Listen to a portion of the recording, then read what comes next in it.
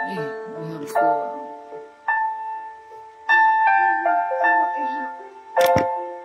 Wait, just wait. Hello everyone, welcome to our bedtime devotional for girls. So, ano yan, nabita sa ika-day 259 sa ato ang devotional. So, today is Monday, October 7, 2024. So, let's thank God.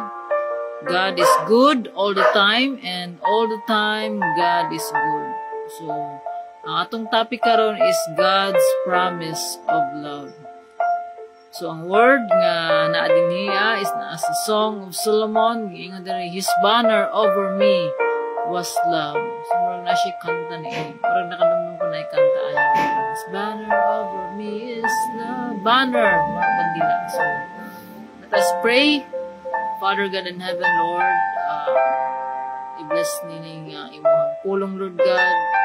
Kining matudlo ka na mo, Lord, sa imong pagkamatarong. Salamat, Lord, sa laing adlaw sa mong kinabuhi sa kahigayonan nga makatuon na po sa imong pulong. Dalaygon ka, O Lord, sa katapusan. Pasayloan kami, Lord, sa among mga kalapasan nga among nahimo, Lord. Karong adlaw, tanggala, Lord God, whatever man nga mga babag sa amo ang buluhaton karong gabi una. Ikaw ang Ginoo, Lord God, nga mao'y magatabon ka na mo pinagi sa mong balaang dugo. O bag-uha ang mga hunahuna, Lord God, tanggalan mga wandering thoughts, Lord God. Lord, puna kami sa imong gugma. Puna kami, Lord God, sa imong kaalam. Puna kami sa imong balaang espiritu nga may makatudlo ka na mo sa imong pagkamatarong. Bahay kami, Lord God, to fulfill your purpose mo ang kinabuhi. Lord, we surrender our lives to you, Lord God. Kining higayon, Lord God, among i-surrender diha kanimo. Na ikaw ang Ginoo nga mao'y magatudlo kanamo, Lord God, pinagi sa imong pulong, pinagi sa alagad, Lord God. Speak for us, Lord God, through your word, through your message, Lord God. Nga motubo kami, Lord God, sa among pagtuo, sa among relasyon diha kanimo. Dalaygon ka, Lord, sa ngalan ni Jesus. Amen. So, again, may gabi sa tanan. So, God's promise of love. So, in the Bible, God makes this amazing promise. He promised that He loves you. So, and it's a promise that He intends to keep. No matter where you are, and no matter what you've done, you've never beyond the reach of God's love.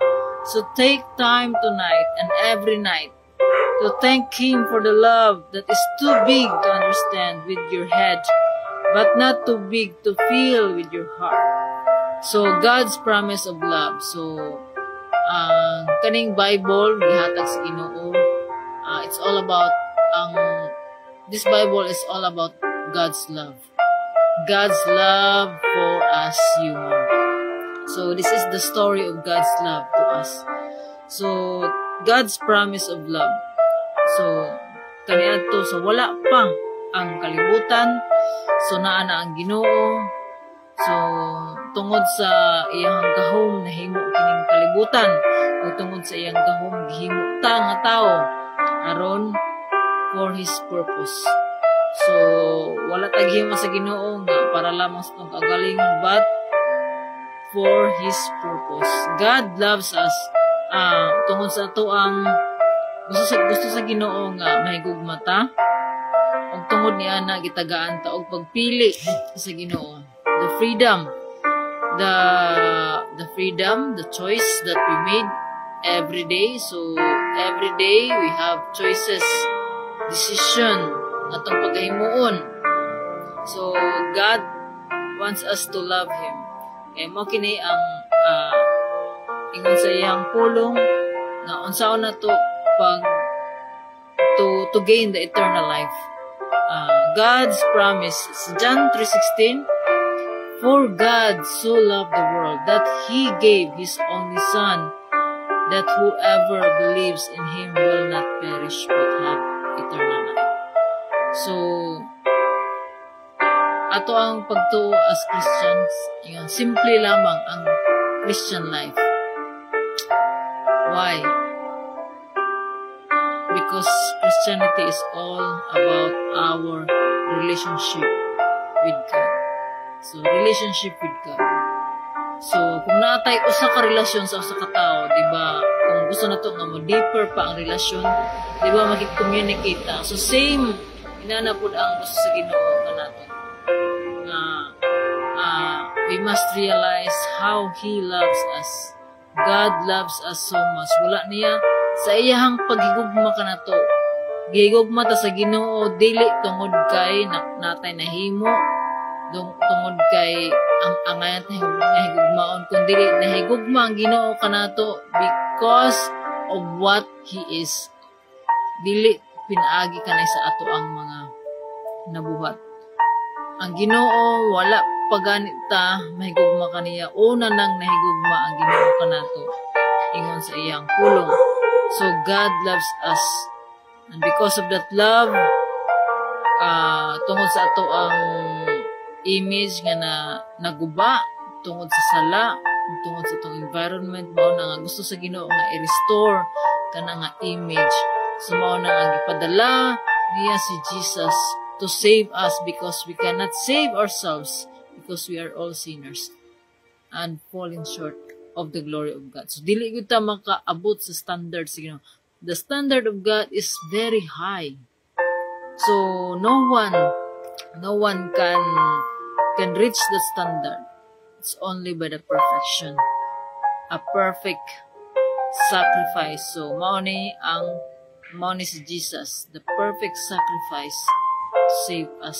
So kung kita giluwas ta sa Ginoo, kung usa ka tawo nga naay nagluwas sa iya nga sa kamatayon, di ba? Angayan lang po nato nga suklian ang naangko nato nga kagawasan. So mao kining paghimo nato og mga maayong buhat, mao ni siya ang byproduct sa ato ang pagtuo diha sa Ginoo. Ingon ang Ginoo sa iyang pulong nga, for God so loved the world that He gave His only Son, that whoever believes in Him will not perish but have eternal life. So believing is accepting Jesus as our Lord and Savior, and obey everything that is being commanded by God. So obedience mao kana ang ato ang paghigugma sa Ginoo sa atong pag-obey sa iyang mga kasubuan. So ang Biblia, ang pulong sa Ginoo, nagatudlo kanato unsa ang Ginoo ka mahigugmaon. God is love. Love is God. God is love. Ang Ginoo gugma man. So tungod sa dakong gugma sa Ginoo, dili lang pud nga tungod sa dakong gugma sa Ginoo, ang Ginoo pud mao ni nga kung kita nga nakaila diha sa Ginoo, kung atong kanon din ang Diyos gugma.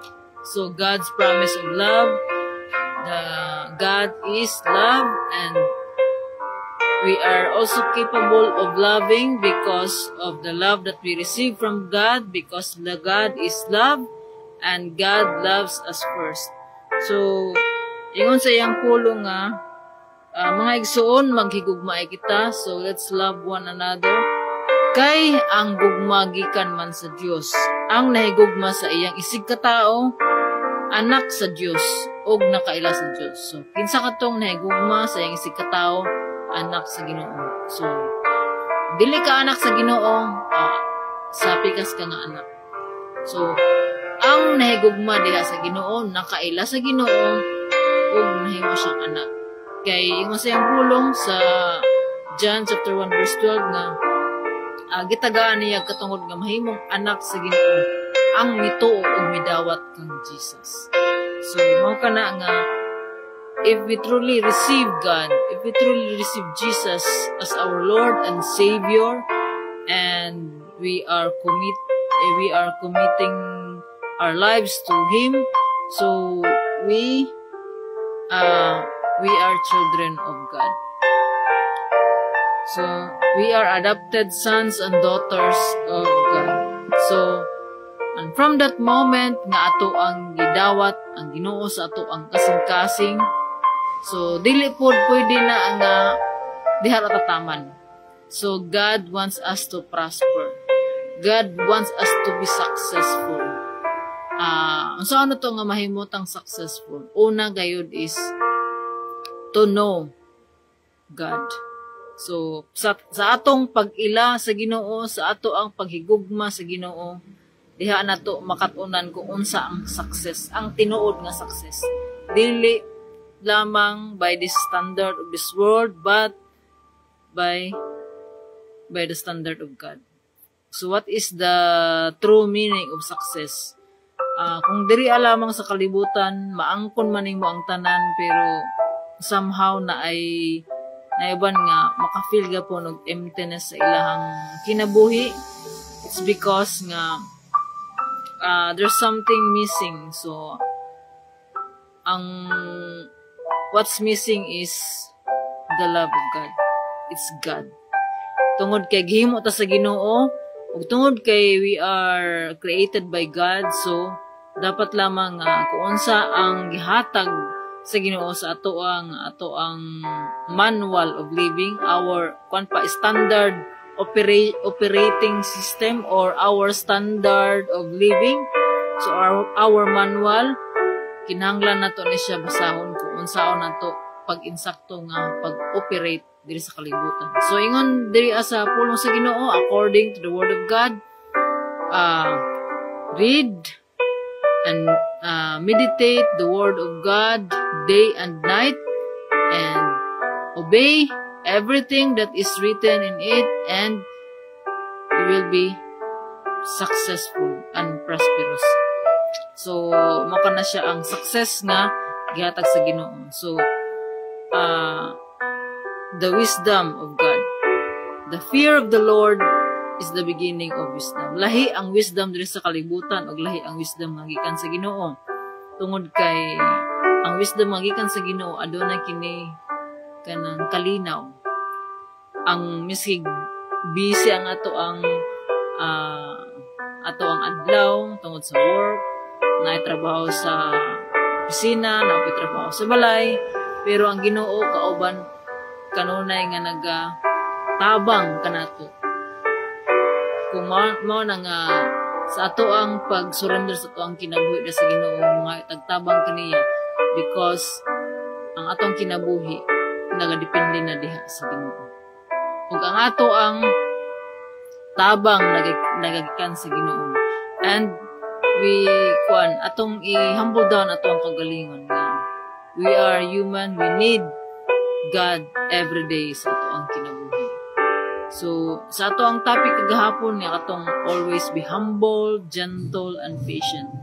So, and diri love, yung God's promise of love, unsa man ning gugma. So, may bala na to ni ang gugma. Ang tibuok Biblia, ang tibuok na to ang pagka-Kristiyano is all about love, the love of God. So, kita pod nga nakadawat sa love sa Ginoo. So, we are also able to love one another in a proper way. So, mao kini ang gugma sa Ginoo, mao kini pud nga makahatag kanato bitaw og makapahimo nato bitaw nga kanang humble, makapahimo nato nga kanang magbag-o sa tong kagalingon, magrepenta. Let's change our ways for God. Kay sa dihang wala pata nakaila diha sa Ginoo ang atong kinaiya, dili iya sa Ginoo, na iya sa kalibutan.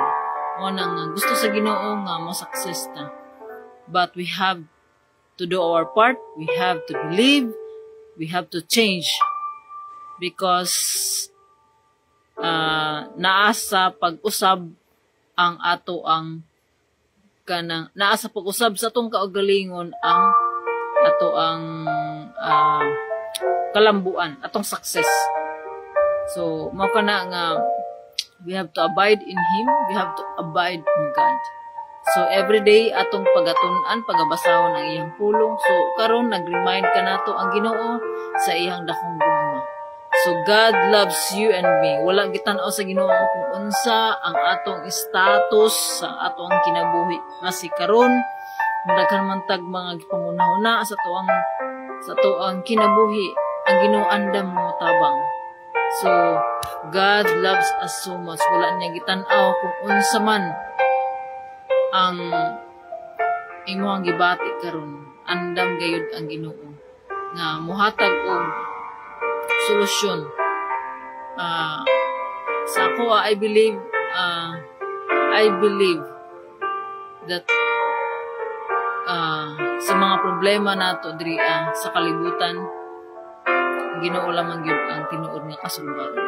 So wala na lain pa. Kung naatay gugma diha sa Ginoo, kung nakadawat ta sa tinuod ni gugma, ug atong kining na sabtan ang gugma sa Ginoo, wala na tanay problema.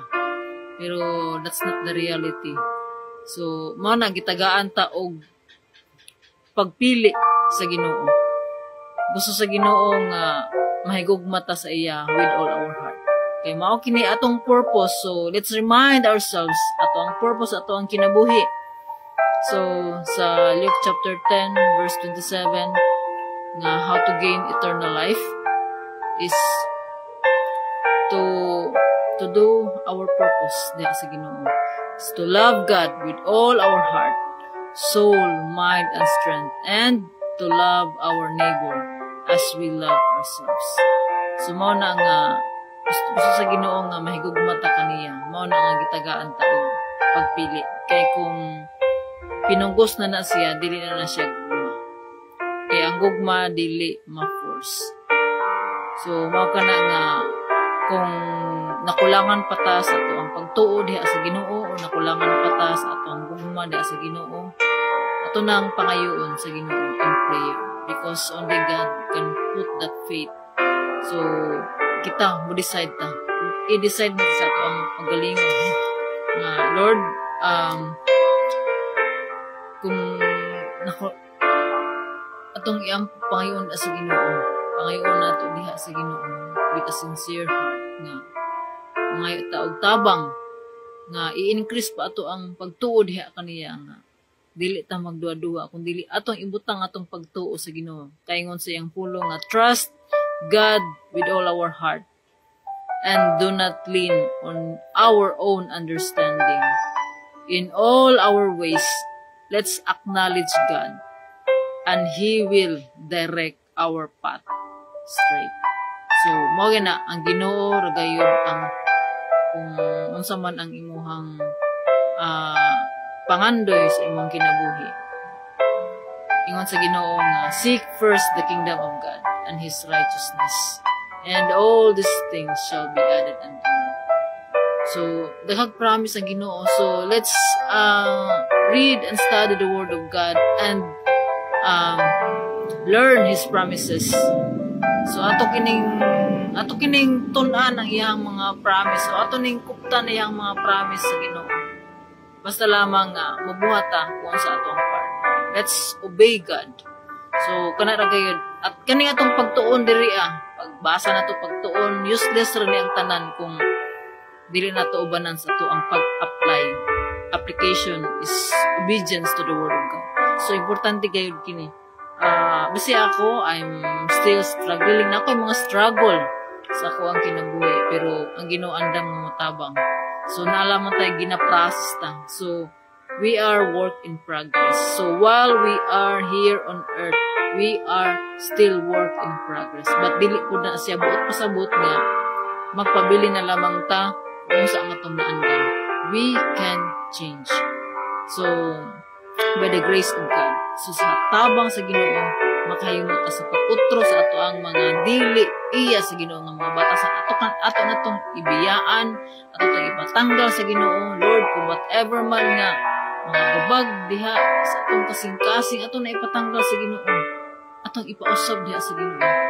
Kay dili ta mutubo kung apa tay mga gipangtaguan sa ato ang kasing-kasing. So dili makasuot ang gugma sa Ginoo sa ato ang kasing-kasing kung dili nato ni siya i-empty against sa mga heartaches, mga pains, mga worries, mga past nga mga kuan failure. So ingon sa kagahapon nga wali nga forget the past.